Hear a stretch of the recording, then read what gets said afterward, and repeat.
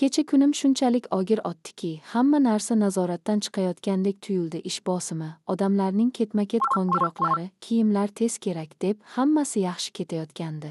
Lekin birdan kuchli changli shamol va elektr o'chib qoldi. Ish to'xtadi, qo'ng'iroqlar esa yanada ko'paydi. Majburan kiyimlarni do'konga yubordim, lekin ob-havo yomonligi sabab do'kon yopilib qoldi va kiyimlar o'sha yerda qoldi. Tun tashvish bilan o'tdi.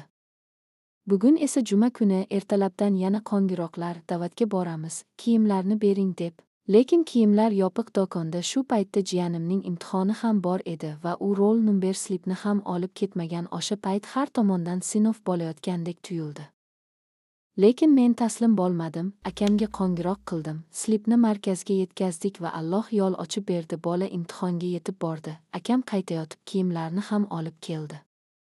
Keyin biz to'xtamasdan ishni davom ettirdik. Charchoq va stress bo'lsa ham umidni yo'qotmadik va oxiri kiyimlar tayyor bo'ldi. Ularni olib ketishganda go'yo nafasim qaytgandek bo'ldi.